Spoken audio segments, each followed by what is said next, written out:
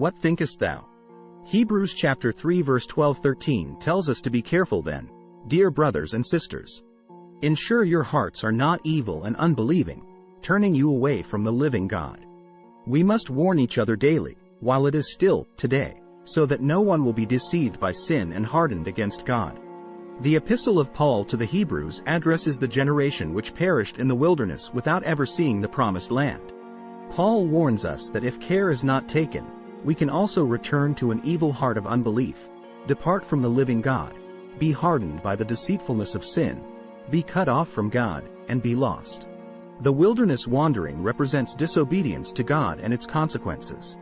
A man whose heart stubbornly sets its will against the Lord due to unbelief will be turned away from God.